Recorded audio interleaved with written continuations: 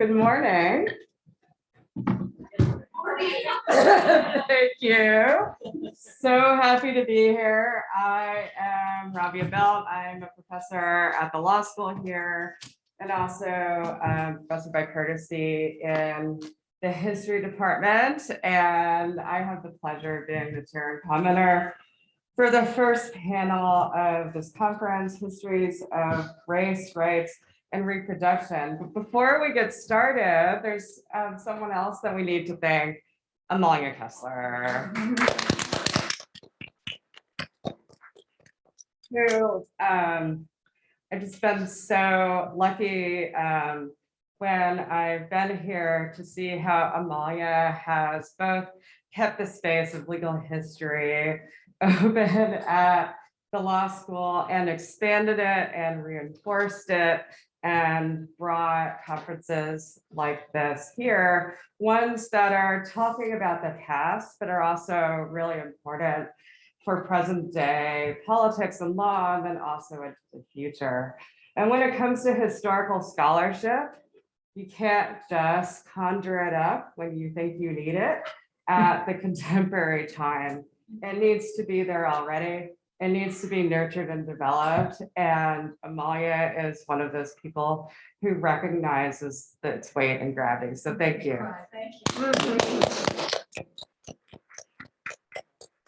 want to extend sort of my thanks to Doris, who put this all together, even though a door at the law school attacked her, and also the other folks in programming. So it's going to be an exciting panel, and I don't want to spend a lot of time doing the bios of our speakers because that would take up all of our time. And I really encourage you to read the rest of their work, but I will say something briefly, and then you can also get a sense of how much jet lag they had to get here. So Khiara Bridges, like myself, did not have any because she is coming from the East Bay. She is a noted professor of law at UC Berkeley School of Law and also a sociologist and scholar of privacy and critical race theory. We also have noted disability studies historian, Kim Nielsen, who's the Distinguished University Professor of Disability Studies at the University of Toledo. And we also have noted graduate student in history at the University of Chicago, Evelyn Kessler, who is writing a dissertation on the intellectual, legal, and cultural history of consent in the United States in the late 19th and early 20th centuries. And I, for one, having read her paper, are very excited to read the entire dissertation. No pressure or anything. She's our paper prize winner. Yes! Also, well deserved, Evelyn. So we're gonna just go down the table with our panelists and I'll offer brief comments and then the floor is open to you. So Kim, let's start us off. Are you okay if I take this off while I speak? Sure. Good morning.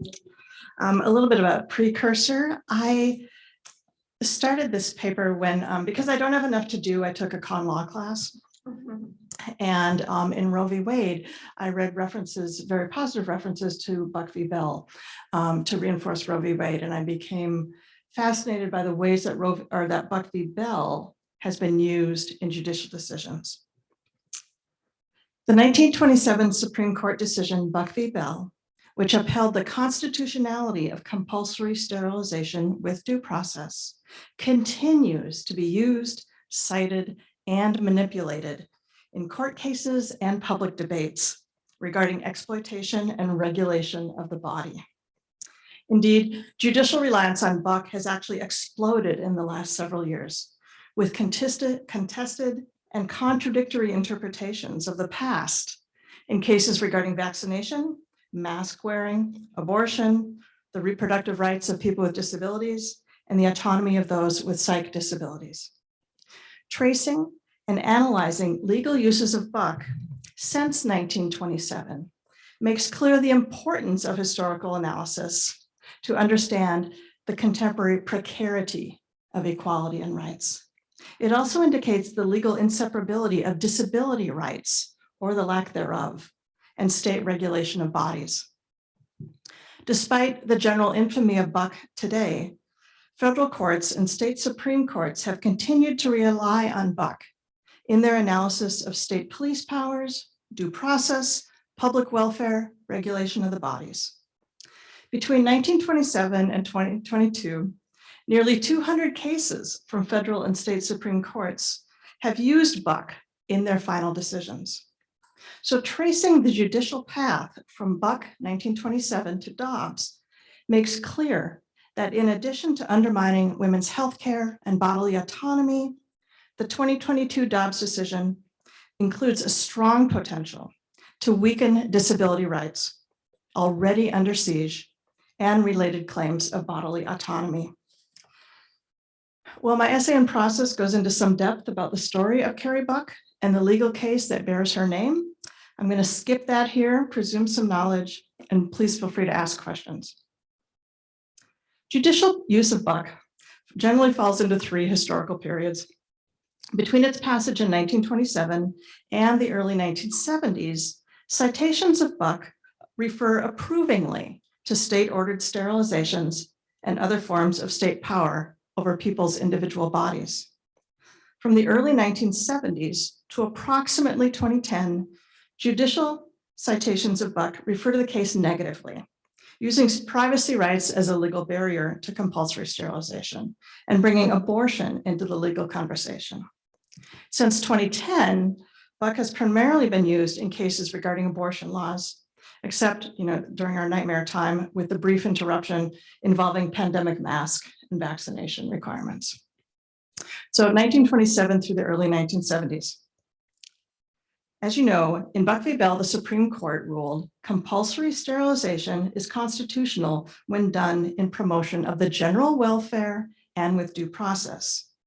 State sterilization laws passed after 1927 thus included procedural safeguards. And in this period between 27 and the 1970s, state and federal courts emphasized these requirements. For example, in 1928, the Kansas Supreme Court determined, quote, procreation of defective and feeble-minded children with criminal tendencies does not advantage, but patently disadvantages the race. Thus, sterilization advanced the larger social good. Similarly, the Utah Supreme Court determined the Utah law eugenic and therapeutic, for the legislature sought to, quote, improve the race by preventing from being born persons who will probably become defectives or criminals. The New York State Supreme Court ruled its law constitutional when the process was, quote, properly safeguarded because it was intended to protect public health and public safety. Other states had similar rulings. The 1929 Utah case of Davis v. Walton is noteworthy because of its evidentiary requirements. The states, and this is a great name, act to prevent the procreation of habitual sexual criminals, idiots, epileptics, imbeciles, and insane from providing penalties for the violation thereof. Allowed for the sterilization of individuals confined in specific state institutions. Imprisoned due to a robbery conviction, Esau Walton appealed the Board of Corrections order of sterilization. While the court detailed Walton's criminality and inadequacies, he was, quote, a Negro raised by his mother, deserted by his father, sent to reform school for stealing shirts, only a 4th grade education. He'd had, quote, illicit intercourse with women. All of this was prior to his burglary conviction, and he had sexual contact with men while in prison. The court found no hereditary defects. The Utah State Court found that by the law of hereditary, Esau Walton is the probable potential parent of socially inadequate offspring. There was no evidence, it said. Utah courts wanted intergenerational proof of eugenic defects, and even in the case of a man multiply marginalized, did not find it. Another wave of judicial decisions emphasized that while sterilization for the larger good of all met constitutional requirements, sterilization as punishment did not. In 1931, the Supreme Court of Nebraska ruled that the Buck decision was, quote, not a penal statute. The purpose of the legislation was not to punish, but to protect the class of social inadequate citizens. The Idaho court similarly ruled, saying that, quote, the operation known as vasectomy was not punishment when it was accompanied by due process and eugenic necessity. This legal pathway, of course, led to Skinner v. Oklahoma in 1942, in which, due to sterilization's far-reaching and devastating effects, quote, strict scrutiny was necessary. Because Oklahoma's law laid a, quote, unequal hand on those convicted of varying offenses, it resulted in, quote, invidious discrimination. The court chose not to rule on the constitutionality of either penal sterilization or eugenic sterilization. While sterilization laws received less public and legal attention in the decades following World War II, and belief in the social and hereditary nature of traits may have declined, forced sterilizations continued and did so increasingly targeting women. The few cases in this period tended to be brought by parents attempting to sterilize their adult children. For example, in 1962, Nora Ann Simpson's mother asked that the Ohio court approve, I'm missing a page, excuse me. It was here an hour ago. Sorry about this. My PhD advisor would really scold me right now, and which she continues to not hesitate to do, by the way. So nobody tell her, because I will get a phone call tonight from her saying, Kim. Okay, so she wanted sterilization of her 18-year-old daughter. And she really does still do this, by the way. 18-year-old Simpson had already given birth to one child and remained, quote, sexually promiscuous with a number of young men. The court emphasized the, quote, probability that such offspring will also be mentally deficient and become a public charge, and ruled that the welfare of both Nora Ann and society, quote, would be best served by having an operation performed, which would prevent future pregnancies. Nebraska's Supreme Court also approved its sterilization law in 1968, as did the Oregon Supreme Court. Sterilization programs in Minnesota and Iowa continued throughout the 1970s, as they did in North Carolina.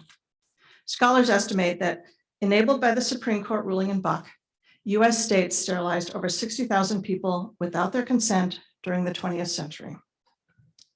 In this period, no judicial decision referred to compulsory sterilization laws negatively.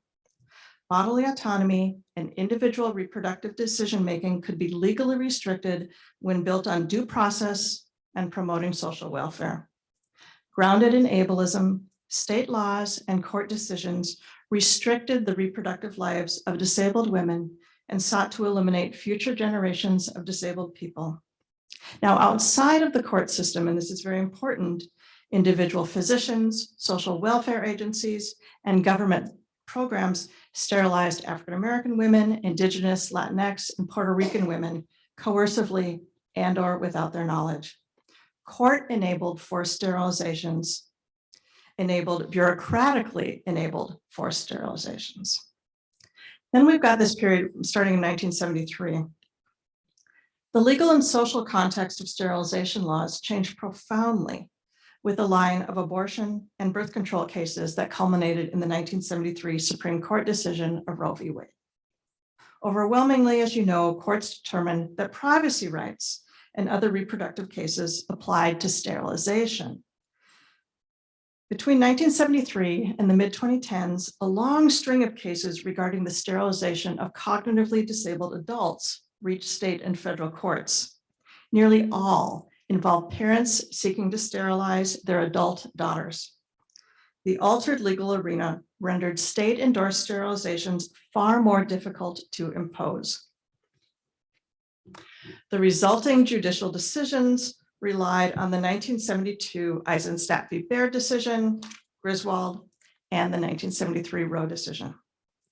Quote, if the right of privacy means anything, it is the right of the individual, married or single, to be free from unwarranted government intrusion into matters so fundamentally affecting a person as the decision to bear or beget a child. That included access to and denial of sterilization. For example, in 1979, the Supreme Court of New Jersey, like so many others, applied this argument to compulsory sterilization. Quote, one has as much right to protection from involuntary pregnancy as from involuntary sterilization. Repeatedly, courts found sterilization, freedom to be sterilized, and freedom not to be sterilized within the penumbra of privacy rights.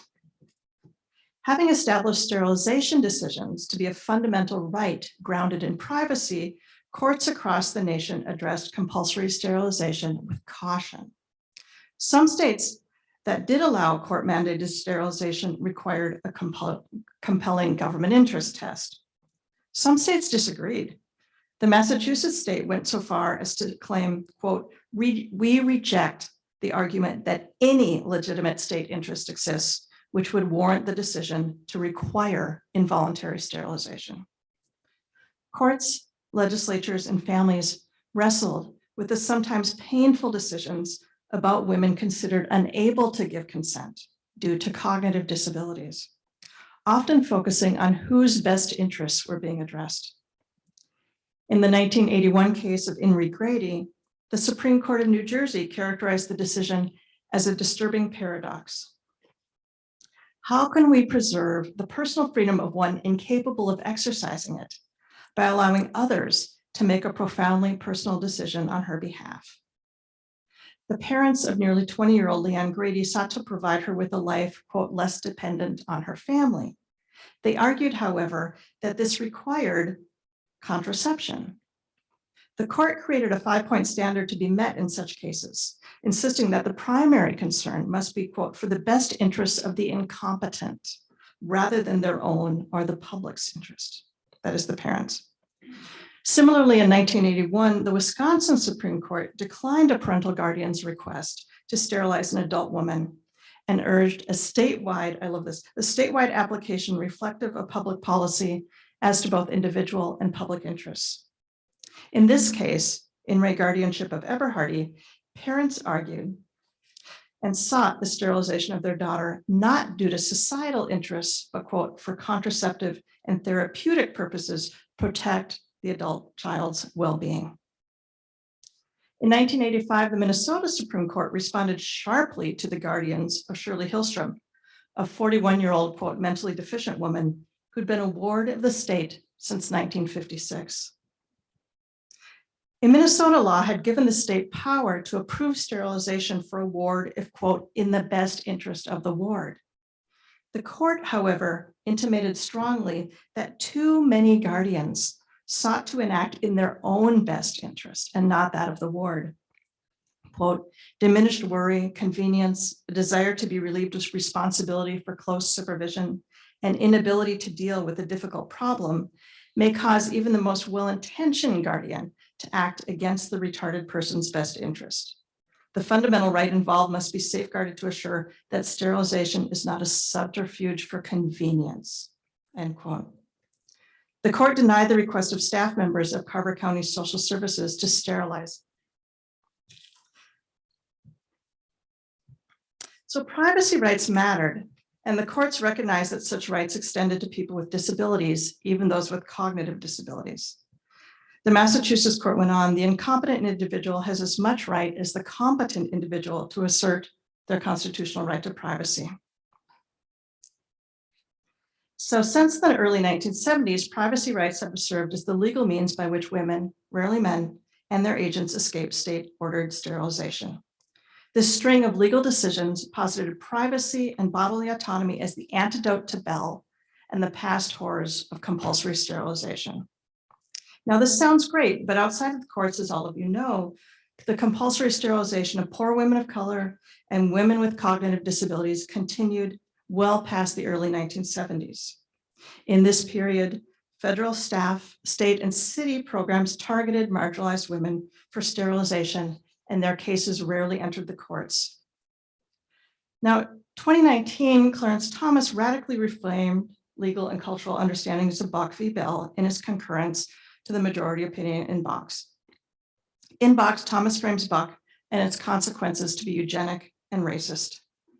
His solution is to make abortion access, quote, protection from involuntary pregnancy near impossible. Thomas reiterated this in the 2022 Dobbs decision. While legal scholars, such as many of you here, persuasively illustrate Thomas's misuse of history and Buck, neither he nor members of the courts listened to you as he should have. As Melissa Murray has written, Justice Thomas's recent writings in the history of reproductive control attempts to associate eugenics with history of abortion and contraception, rather than with the lengthy history of eugenics-informed sterilization laws. This conflation of state-ordered sterilization of unwilling women and contemporary women's effort to exercise reproductive control of their own lives has disastrous legal, political, and daily life consequences. Thomas attempts to claim the moral high ground of an anti-eugenic, pro-disability stance while simultaneously ignoring the many ways in which bodily autonomy is success and vital to the success of people with disabilities. While holding that Roe must be overruled, the Dobbs decision rendered many unenumerated rights, including privacy, questionable. Well, Alito has argued that such rights are unaffected by Dobbs. There is doubt. Thomas's concurrence makes clear that many substantive due process precedents of unenumerated rights are in doubt, indeed erroneous. The consequences of the 2022 Dobbs decision thus include the creation of a legal space to undermine disability rights and related claims of bodily autonomy. As indicated, since the 70s and until the 10s, courts denied sterilization efforts against the will of people with disabilities based on privacy rights and the bodily autonomy that accompanies that. Since Dobbs has arguably undermined the privacy cases used by judges to reject forced sterilizations, the Supreme Court has left open the door that the only legal barrier to forced sterilization is a failure to adhere to due process. This low legal bar renders all marginalized people vulnerable. History bears out that in the US, the legal system, social welfare, medical authorities have always targeted the vulnerable, particularly those multiply marginalized, for greater interventions on their bodily autonomy and reproductive choice. Claiming to be advancing autonomy by taking away is not the legal answer.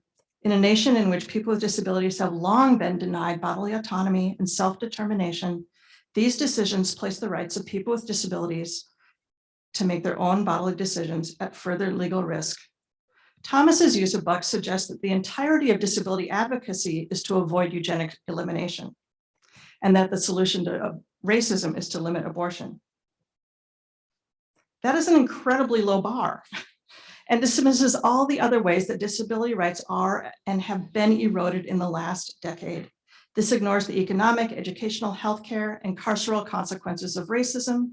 This ignores the disproportionately high COVID rate deaths of those from marginalized communities. The current legal uses of Buck purportedly disavow eugenics, but instead remove people with disabilities from decision-making regarding their own bodies and extends that limitation of bodily integrity to all. Dobbs has thrown open the door that the already precarious state of disability rights. Thank you.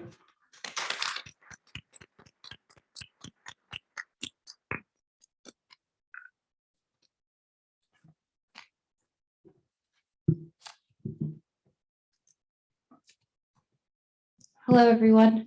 I just wanted to say first how excited and grateful I am to be here today and to be in conversation with you all.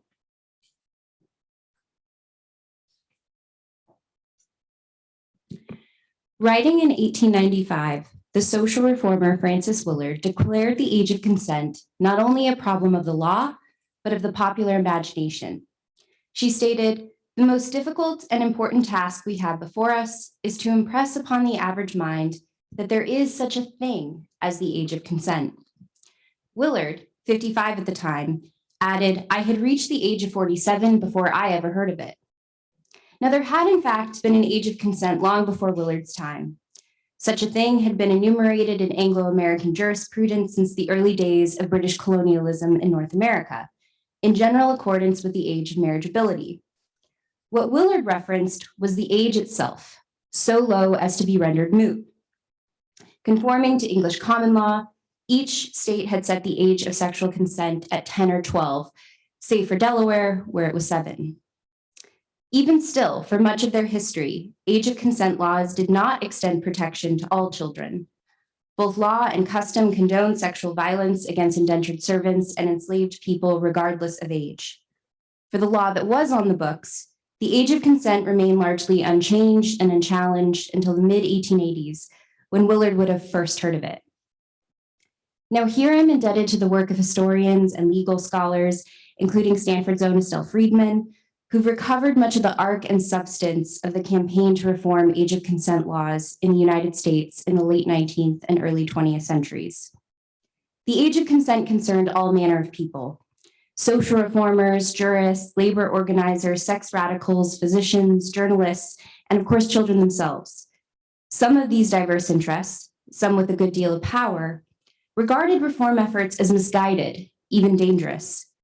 Where crusaders like Willard saw perverse legal inheritance, others saw a rational system designed in proper accordance with natural law, liberal freedom, feminist aspirations, patriarchy, white supremacy, or a combination therein. On both sides, there were calls for the abolition of an age of consent altogether. With my time, I'd like to draw our attention to how these contests reconstituted the meaning of consent itself and its legal and moral boundaries in American life.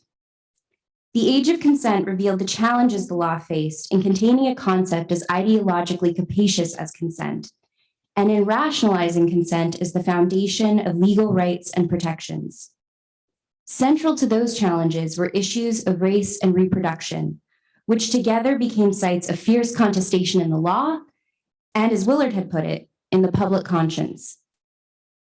Consent could undergird the momentous as well as the everyday. It could serve as the bedrock of compacts designed to span centuries or even millennia. And yet it governed relationships of a smaller scale too, with varying degrees of intimacy and permanence. What should the age of sexual consent be? On what grounds should it be determined? These questions had no clear answers, as consent proved itself to be remarkably flexible. But consent also had specific meaning, rooted in the liberal tradition, related but distinct from conceptual cousins like choice, agreement, or volition. Consent signified a natural and inalienable capacity for reason. In practice, it meant freedom from coercion. Legitimate authority thus derived from consent, not hereditary status, not brute force, but voluntary participation guided by individual conscience. It was this that had served as the origin story of American democracy. A new kind of political subject had been born, one whose consent authenticated relationships in the home, the market, and the polity. Children were crucial figures in the transition to consent. As the historian Holly Brewer has described, over the course of the 17th and 18th centuries, children in the Anglo-American world lost most of their legal obligations and privileges. They came to define by negation when consent was valid and when it was not. But into the late 19th century, with exception for the very young, children retained the right to consent to sex. A confluence of transformations in American life made reimagining the age of sexual consent not only possible, but urgent. In the aftermath of emancipation, few relationships remained that did not putatively originate in consent. For the millions who wrested themselves free from the horrors of human bondage, their new rights as citizens constituted their consent in the labor market and the household. And yet freedom alone could not ensure protection from abject violence or involuntary arrangements. Consent was contingent on freedom, but not necessarily guaranteed by it. It was this in part that gave urgency to validate consent in and through the absence of children's. Indeed, part of what gave the age of consent such political import for women reformers like Frances Willard was that it was about consent. They provoked debate about what the terms of consent ought to be and who had the best judgment to decide them, a rather explicit basis on which to be brought into the fold of consensual governance. Here, political consent depended upon the disenfranchised to refine its meaning. Just as those 18th century men without land or title had used children as foils to establish their own political legitimacy, women, and white women in particular, did the same with the age of sexual consent. Now, the body was central in disputes over the age of consent. At stake, in fact, were two bodies: the physical body, which experienced pleasure and pain and became inscribed with social meaning and economic logics, and the body politic, tied to notions of rights, obligations, and social belonging. Both bodies posed reproduction problems.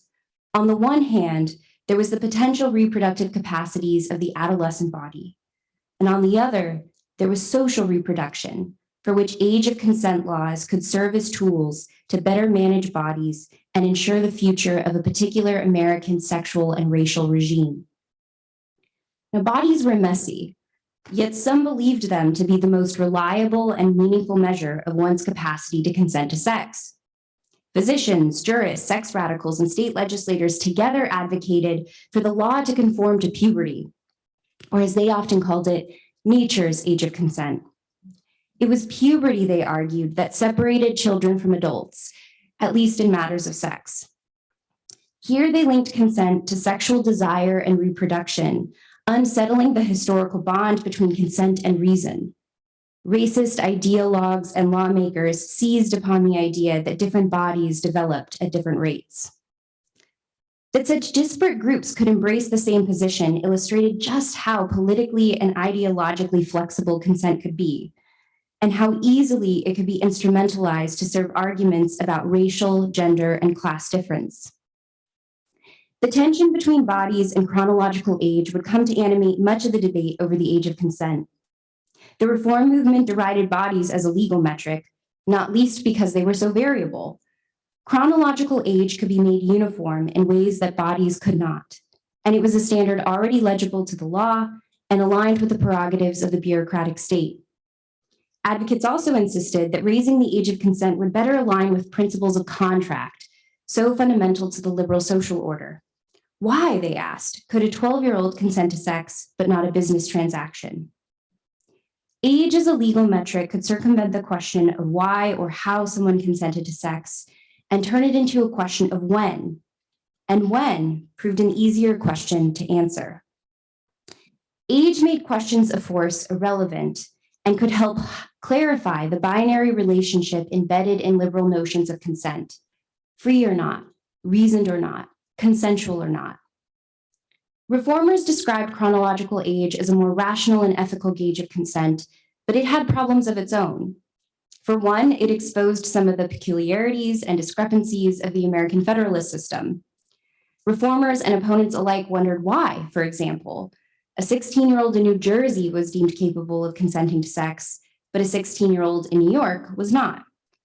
What moral and legal magic was at work when a young person reached the age of consent and suddenly became a consenting subject? Now, despite such questions, the reform movement ended more or less in triumph. State by state, legislators raised the age of sexual consent to 16, 17, 18. Georgia, the last holdout, finally raised its age of consent in 1918 from 10 to 14. Now, scholars have noted that the American South was the region slowest to reform its age of consent laws. From Kentucky to Mississippi to South Carolina, state legislators refused to support higher ages of consent because, in the words of one Tennessee lawmaker, age of consent laws made no distinction between Black and white. Reading this history backwards, that is, beginning with those states that were the last to reform, puts in stark relief how central reproduction was to the shape and substance of the law. Now, of course, the paramilitary violence and white supremacist terror of the Jim Crow South was historically and spatially specific. But the legal discourse that came out of the South was not an aberration, not an example of regional exceptionalism, but rather a distillation of the harms, limitations, and promises that consent posed as a rights discourse, and a distillation of questions over whether consent could be read on the body, and if so, how and where and to what ends. The notion of nature's age of consent converged with ideologies of race and reproduction that cast Black girls as undeserving of legal protection. The Southern opposition drew from ideas about inherent racial difference that traced back to chattel slavery and had long served to justify exploitation. From the earliest days of slavery in Britain's New World colonies, enslavers had concocted narratives that cast Black girls and women as distinct and distinctly available. During debates over raising the age of consent, white Southern lawmakers and journalists echo the arguments of their fathers and grandfathers and their fathers before them. In this long tradition, they fixated on Black girls' reproductive capacities, real and imagined, and conflated those capacities with sexual desire for white men in particular. In so doing, they inscribed in the law a fantasy of consent. Race became a method and means of reading consent on the body. Southern opponents propagated pseudoscientific logics of race, obsessing, for example, over the age of menstruation, which they claimed came earlier for Black girls than it did white girls. Such arguments betrayed the sexual liberties that white men took with Black girls. But here, these men cast the girls as the desirous ones, as too consenting. Now, racial categories were, of course, variable and particular to place. In the Deep South, Black girls had become the primary subjects of debate for opponents of higher ages of consent. But in the Southwest, the age of consent provoked concern about protections afforded to girls, to all girls who were not white. In Texas, for example, lawmakers opposed legal reform because it would extend to girls of Mexican descent, whom they insisted reached puberty at very young ages. And in places like Arizona, Indigenous girls were understood to be especially vulnerable given their legal status. One newspaper in 1913 reported on the sexual exploitation of Indigenous girls who traveled from their reservations to Tucson for domestic work in white homes. As the paper explained, there is no age of consent as applying to Indian girls. Reproduction as a central theme in age of consent discourse implicated a social order that availed itself of marginalized bodies in more ways than one. Now, from a certain vantage, it was peculiar that white lawmakers in the South resisted legal reform so fiercely. In the Jim Crow regime, what material role did the law play in curbing white men's sexual license, organized as it was to protect white male hegemony? Would Black girls ever find justice in the courts? As the prominent Black activist Mary Church Terrell stated in 1904, young colored girls have been considered the rightful prey of white gentlemen in the South, and they have been protected neither by public sentiment nor by law.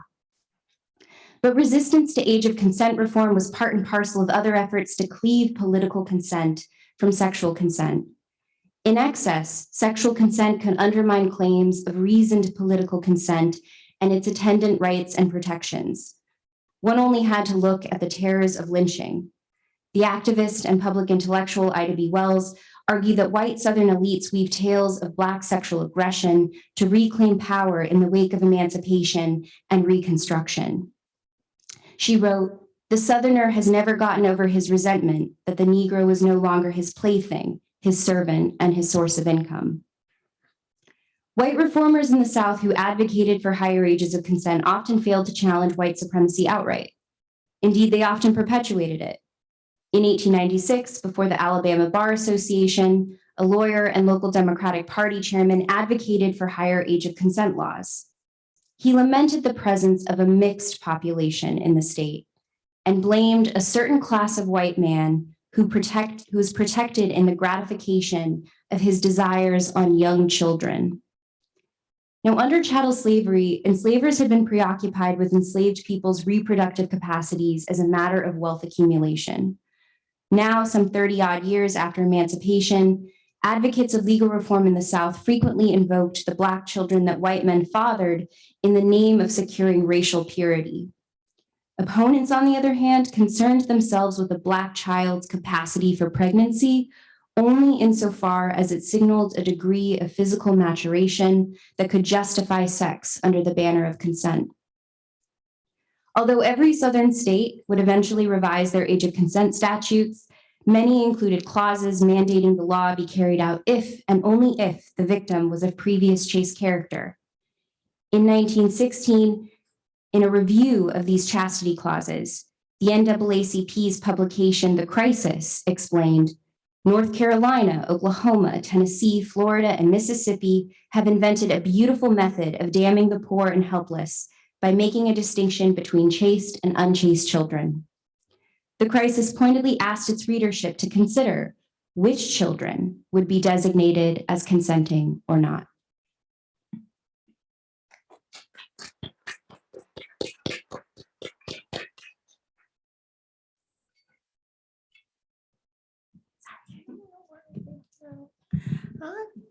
So it is a joy to be here. Thanks to the organizers for inviting me, and thanks to Professor Belt for being our wonderful moderator. And since Kim mentioned her dissertation advisor, I have to mention mine as well. I think that he would be angry if I didn't offer a slight clarification that my PhD is actually in anthropology. The entire discipline of anthropology would have been mad at me if I didn't mention that. I don't want them to be. No, yeah, I know. They'll be tweeting you soon. Okay. So my remarks today will focus on the relationship between abortion regulations and voting rights. So, you know, Dobbs is a horrifying and maddening opinion. But one of the many points that maddened me was when the majority in Dobbs argued that the reversal of Roe versus Wade was simply, you know, returning the question of abortion's legality back to the states. So Dobbs' majority argued that Roe had stripped political majorities in the states of the ability to weigh the state's interest in protecting fetal life against the pregnant individual's interest in controlling what happens to their bodies and lives. And the majority argued that it was illegitimate for the court to deny these political majorities in the states the ability to give the results of their interest balancing the force of law in the states. And that argument is maddeningly deceitful because it obscures the dramatic retrenchment of voting rights currently taking place in the country. And notably, this is a retrenchment that the court has greenlit and permitted, with several Republican-dominated states actively endeavoring to disenfranchise people of color and others who would likely vote for Democratic candidates. It is dishonest to claim that in the aftermath of Roe's demise, state laws around abortion will simply be reflections of the will of the state's political majority. Instead, state laws around abortion will be reflections of the will of the majority of people who managed to cast a ballot in the last election. And that is not the same thing as a state's political majority. So I want to back up and just observe that the Republican Party has just been on a campaign to make it as difficult as possible for people who are likely to support Democratic candidates. And these include non-white people, young people, low-income people, people with disabilities. The GOP has been trying to make it as difficult as possible for these folks to vote. Politically conservative actors assert that this campaign is necessary to prevent voter fraud. Now, voter fraud is a phenomenon that either does not exist or tenaciously resists its own empirical documentation. Nevertheless, in the battle against a problem that presently exists in theory alone, Republican-controlled legislatures have restricted voting access for unprivileged communities. And they have achieved this feat through means that include restrictive voter identification requirements, restraints on voter registration, limitations on early voting and mail voting, restrictions on absentee and provisional ballots, voter roll purges, and the closure of polling places in the neighborhoods that marginalized people call home. Moreover, the Brennan Center for Justice has observed the development of a new species of voting restriction that focuses on election officials. These laws subject officials to criminal penalties if they assist an individual in the task of voting, or if they attempt to stop, quote unquote, so-called poll watchers from intimidating voters or engaging in other disruptive behavior in a polling place. Further, in a new and sleep-robbing development, legislatures have introduced bills that would permit partisan actors to reject election results altogether. And observers have seen parallels between the Republican Party's modern efforts to disenfranchise voters of color and the campaign that white supremacists waged to do the very same thing during the Jim Crow era. As law professor Michael Klarman writes, quote, "What the Republican Party has done in the first 2 decades of the 21st century amounts to the most comprehensive assault on democratic governance since Jim Crow rule ended in the American South."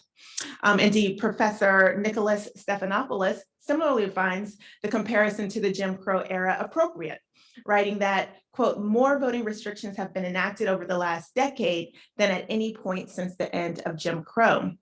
He has argued that franchise restrictions implemented by nearly half of states, quote, "amount to the most systematic retrenchment of the right to vote since the civil rights era."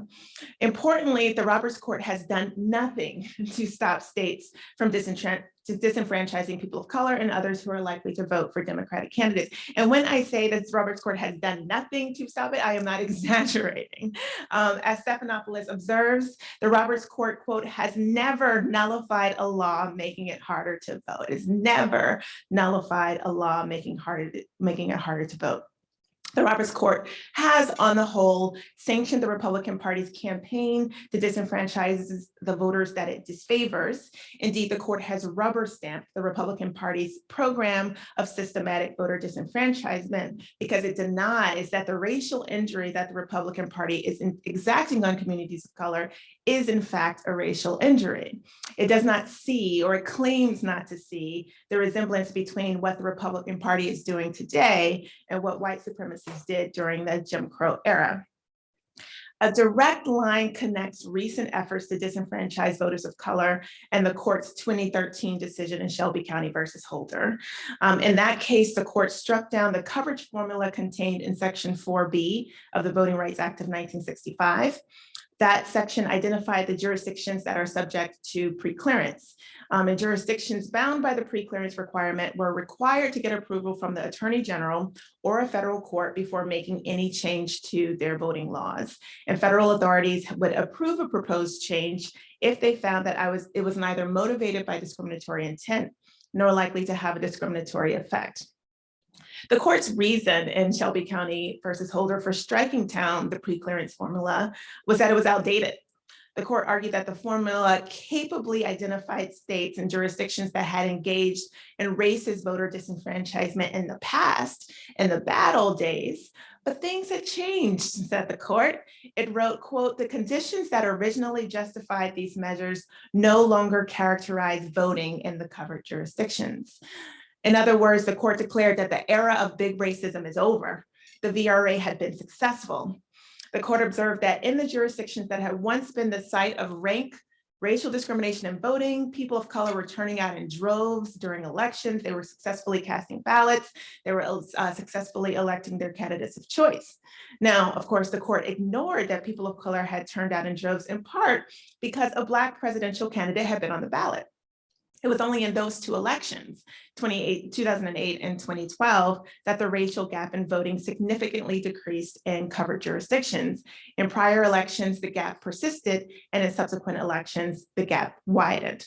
No mind. According to the majority, the coverage formula contained in the 2006 reauthorization ignored all of the racial progress that the country had made. The coverage formula disregarded the 40 years of history that had transpired since this last update. Simply put, Shelby County gutted the VRA because states no longer were quite literally requiring literacy tests and levying poll taxes and demanding certificates of good moral character and holding white primaries. And in the absence of racist anachronisms, that is, in the absence of a Jim Crow type racism, the court declared victory over racism entirely and forced into dormancy the provision of the VRA that had brought the country to that point. Of course, the consequence of the court's decision in Shelby County has been an explosion of voting laws that, to scores of reasonable observers, look like Jim Crow type racism. To these eminently reasonable people, voter ID requirements look a lot like literacy tests. The closure of polling places look a lot like poll taxes. Restrictions on early and absentee voting look a lot like certificates of good moral character. Voter roll purges look a lot like white primaries. So I'll wrap up by returning to where I began my talk. It is dishonest for the Dobbs majority to claim that in the aftermath of Roe's demise, state laws around abortion will be reflections of the will of the state's political majority. Instead, state laws around abortion are reflections of the will of a majority of people who managed to cast a vote in the last election. Consider Mississippi, which had the audacity to ask for the reversal of Roe after passing a 15-week abortion ban. Their 15-week abortion ban set the stage for the court's decision in Dobbs. One set of researchers looked at all of the mechanisms of voting restrictions, voter ID laws, voter roll purges, closures of polling place, and ranked the states in terms of ease of voting versus difficulty of voting. Mississippi was at the bottom. It was number 4. It was the 4th worst state in terms of state-imposed obstacles to voting. And as such, we ought to be skeptical about whether Mississippi's 15-week abortion ban actually represents the will of the people in the state. Consider Texas, which passed a ban on nearly all abortions except those that are necessary to save the pregnant person's life. Researchers, those same set of researchers, have ranked Texas as the worst state in terms, it wins. Texas won, y'all. As such, we ought to be skeptical that Texas's near total abortion ban, as well as all of Texas laws, actually represents the will of the majority of Texans. So again, several Republican-dominated state legislatures have been trying to make it as difficult as possible for people of color to vote. And so we should be incredulous that the people of color whose bodies will be disproportionately governed by abortion prohibitions and regulations will have been able to participate in the marginally democratic processes that produce these laws. And I'll end there. Thanks.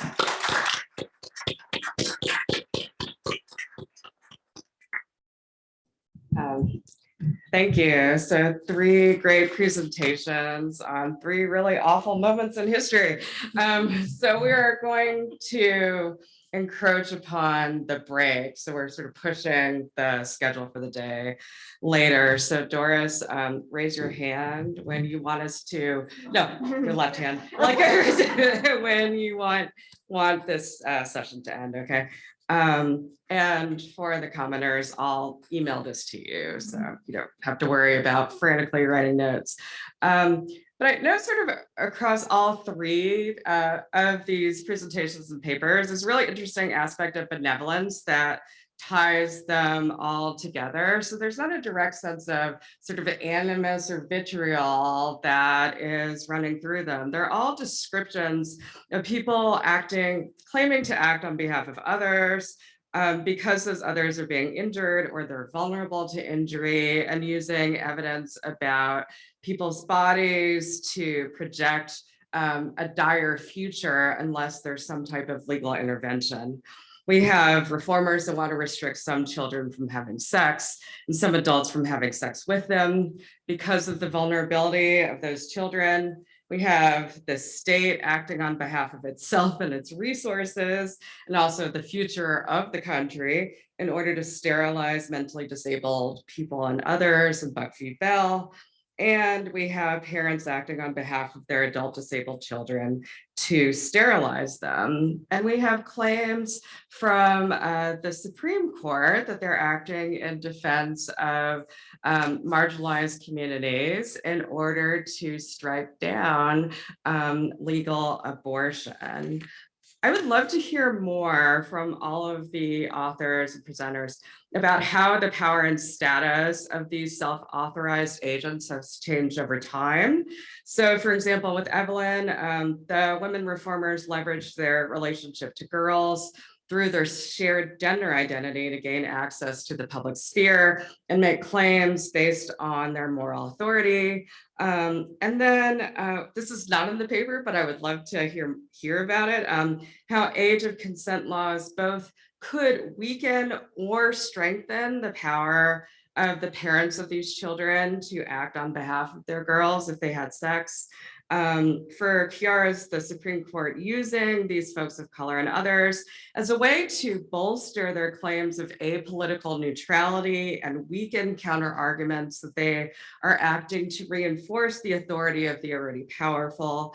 And for Kim, I would be interested in hearing more about how shifting aspects of institutionalization and welfare benefits mattered and how the state was proclaiming its interest in eugenics, but then also the relationship between parents and their disabled kids and what their parents are able to do to them.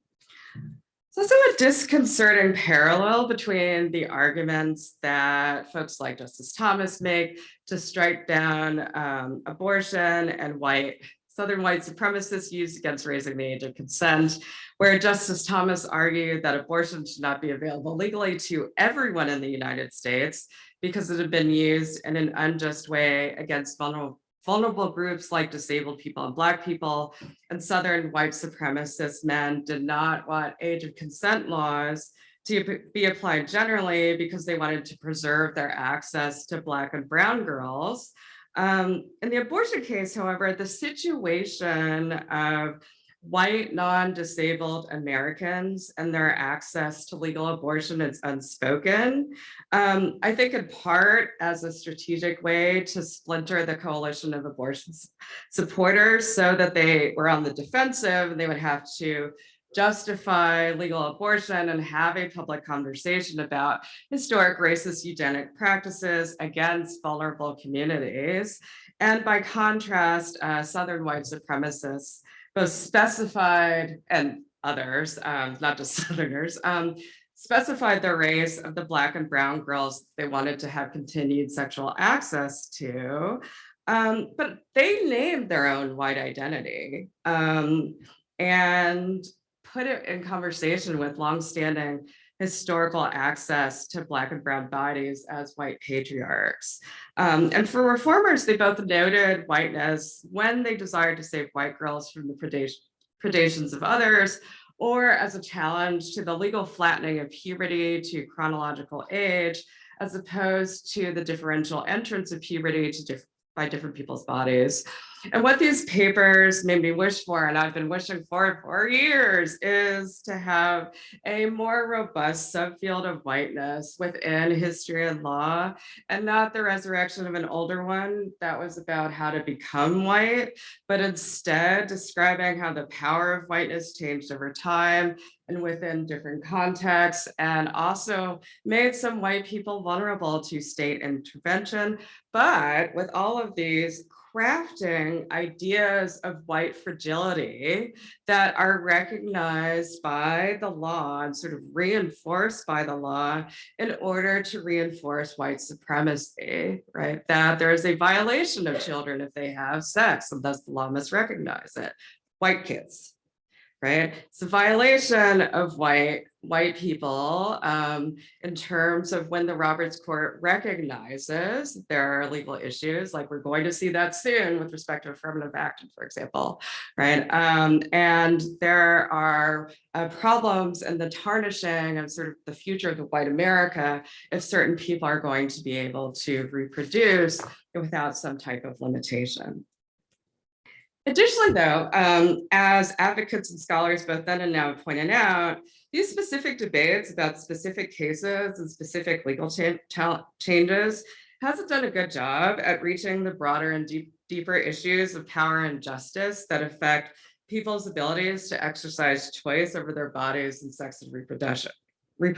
So Professor Nielsen notes cases involving conflicts where specific parents want to sterilize their children, but in the backdrop, there were wholesale efforts outside of these specific cases to sterilize whole groups of people who were thought of as unworthy to reproduce because they were incarcerated or because of their race or ethnic status. Evelyn notes how an interesting absence of Black advocacy around the age of consent laws and suggests that the placing of an age limit would not do anything to address the broader issue of Black exploitation within a white supremacist society. So irrespective of like moving the age sort of one date versus another, Black people would be vulnerable to sexual violence without legal redress. And then some other Black people would be vulnerable to legal and extra legal violence as alleged sexual violators without due process. And in Khiara's piece is really sort of a long sort of backdrop of ignoring issues of justice having to do with politics and economics, and instead filtering grievances through sort of discrete issues of litigation filtered through the Constitution.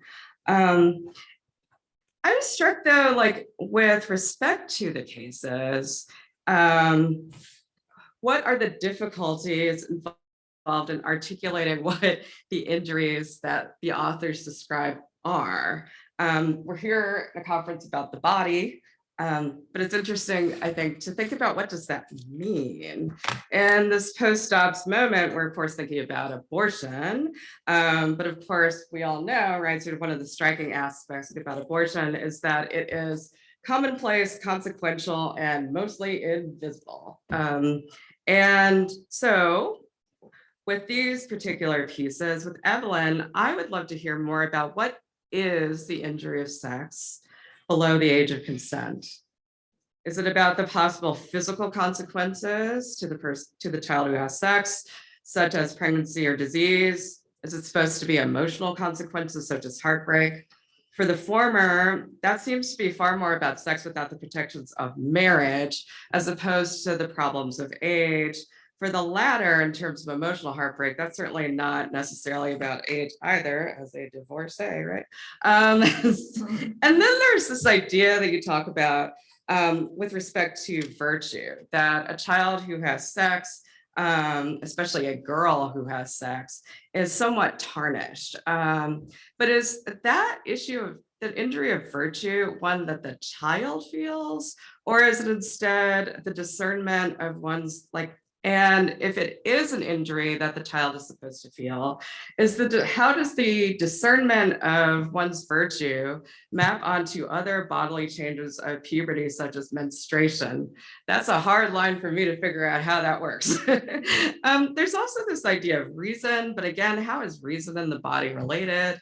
How are sexual partners supposed to discern the reason of those that they are attracted to, if they're children or anyone? How does one discern it within oneself?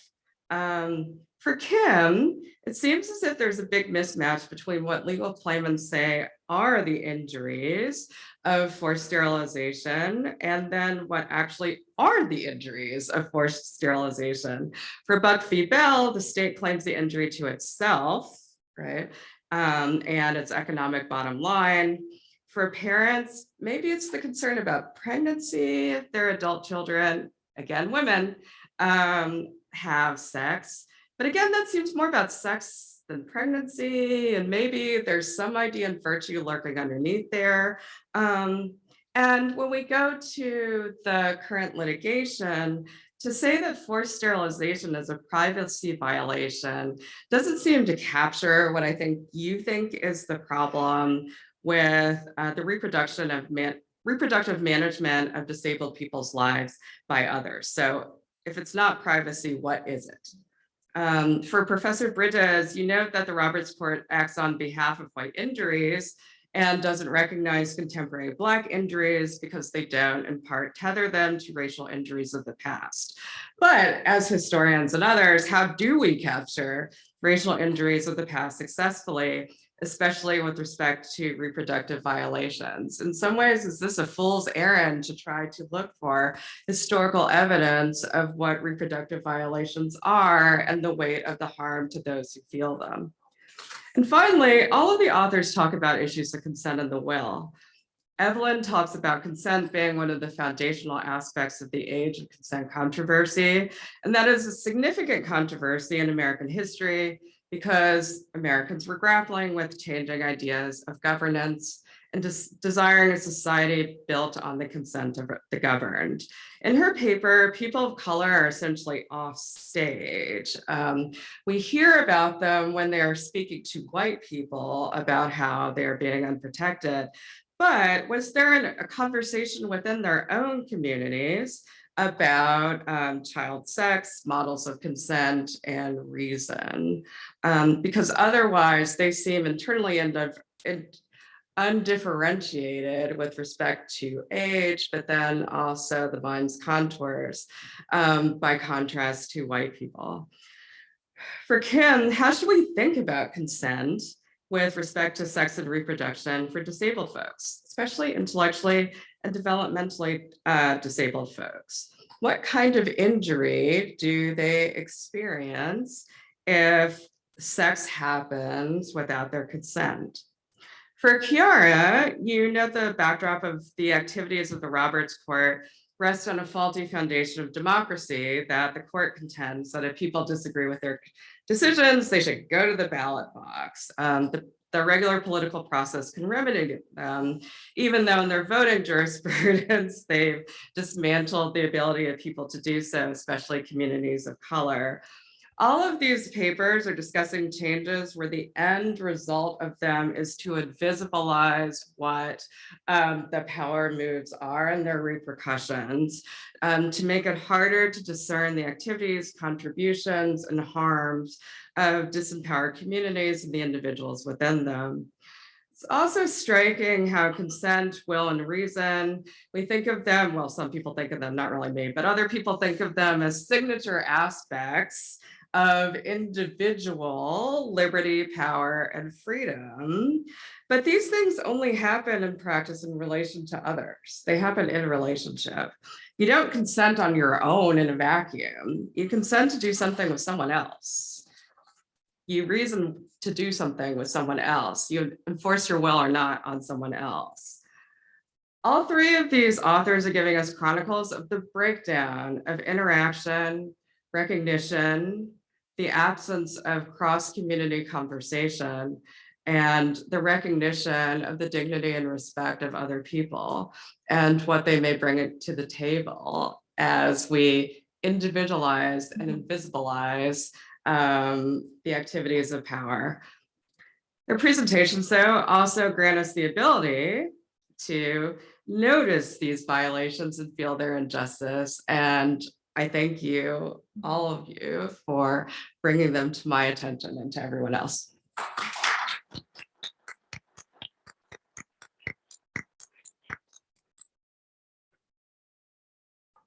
Microphone for Q&A. Okay. So questions, and please introduce yourself before you ask the question. So Melissa Murray. I thought these were great papers. Thank you for sharing them. These are invitations, I guess, to say more. Khiara, one of the things I thought was so interesting about your linking of Dobbs and Shelby County is that there's another way I think that is really profitable for your argument that the two interact, which is to say that in both Dobbs and Shelby County, the injured party is imagined to be the state, right? So in Dobbs, and my paper is talking a lot about this democratic deliberation argument in Dobbs. This in Roe, the court wrested this vexed and fraught issue from the states and the people, and the court is doing no more than recuperating what was lost to the states, like restoring to the states what they had stripped from them and repairing that injury. That's the same point that's sort of made in Shelby County in a slightly different way about the VRA, which is to say that the court in Shelby County understands the VRA as rendering the states forever beholden to their racist past, and perhaps also making them inferior to their current sovereign sister states. And there is an injury in that, and making the states unequal in the eyes of each other and perhaps the public. And so, to the whole question of who is the body here, it's at once the state in a sort of anthropomorphized form, but also this idea of the body politic that's been injured. And so I just think there may be more there to press on. And for Evelyn, there's really a long sort of feminist literature around the age of consent laws that might be, that I'm sure you've looked at this point, but it would be interesting to have in conversation here, because I think these legal feminists of the 1990s were focused almost exclusively on age of consent laws with regard to white women. And the argument here is that in the face of sexual assault laws that demand proof of force, many women can't prove rape in courts. And so the raising of the age of consent laws creates a kind of strict liability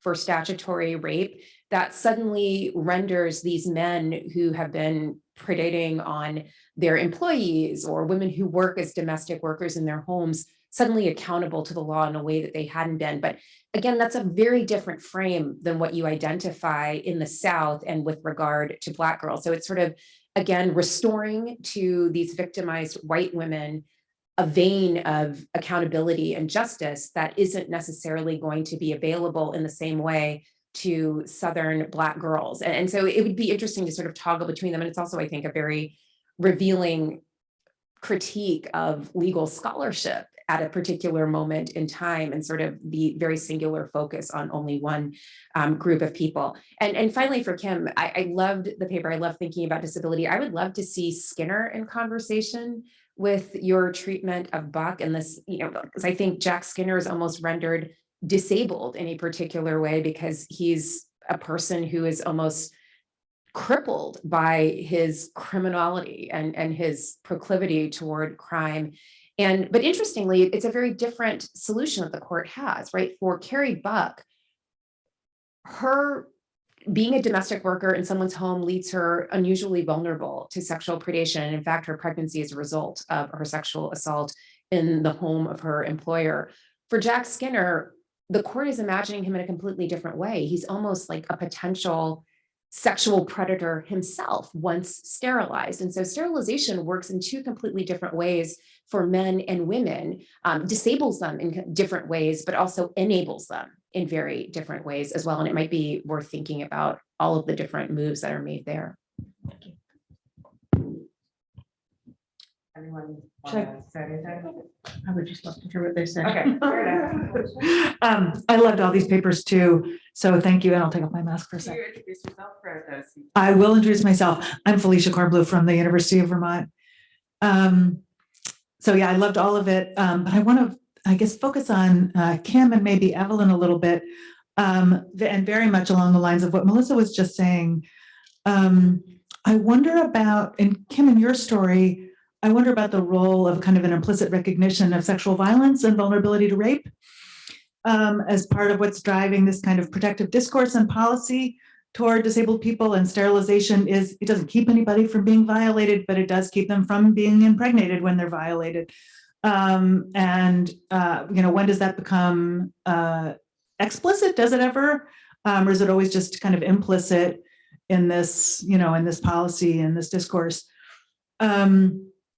And I also wondered very much about Skinner v. Oklahoma and what does Skinner really change in the story? Something I thought about a lot in writing my own book. What does Skinner change? And does, even though Skinner, it's a weird case, it's equal protection, right? It's about one class of criminals versus another class of criminals. It's kind of the court sort of understands it in class terms, I think, in economic class terms. But also maybe in something like disability terms, because he's considered a sexual under the sexual predator category or something like that, which is sort of like a disability category. So I wonder about how Skinner shapes what comes afterward, and whether ultimately the effect of Skinner, even though it's this very particular case, is to basically drive sterilization ever more toward women and women of color, and to warn policymakers and judges at lower levels against mandatory sterilization, especially of white men. And I just wondered how that interacted with Evelyn Kessler's work about consent and sexual violence, and the role of rape and sexual violence in our reproductive rights and justice discourses. How does that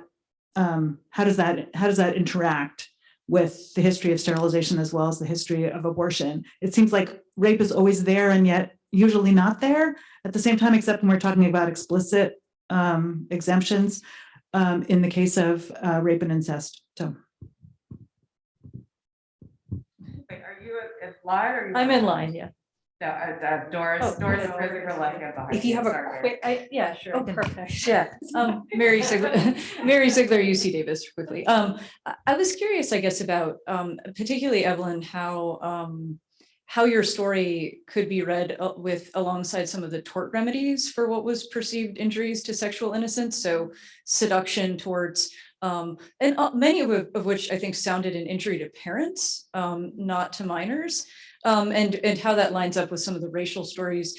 I'm also interested if we have the voices of minors themselves on these subjects, if there were kind of contrasting discourses that we're missing.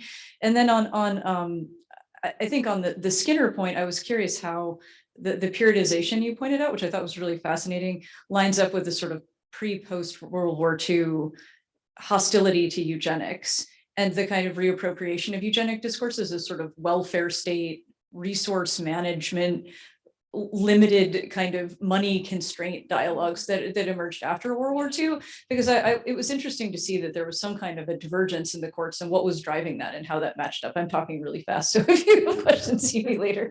Thank you.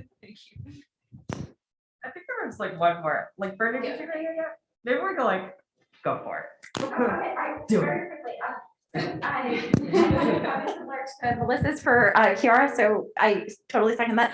And then for Evelyn, I guess what I was really intrigued by this idea of consent being visible on the body, and I was wondering about how that interacted with ideas about the body kind of betraying one. And I'm actually thinking about some of the discourse about like novel reading in the 19th century, and that, you know, your face would be flushed on reading the romance plot, but that was something that you wanted to kind of push away, right? So how was the discourse about, you know, kind of self-evidence of the body interacting with this idea about your body kind of betraying you?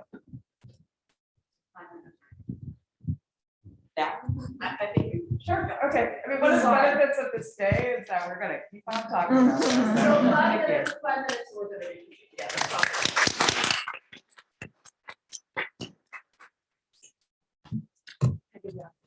Absolutely. Oh, trying to hear.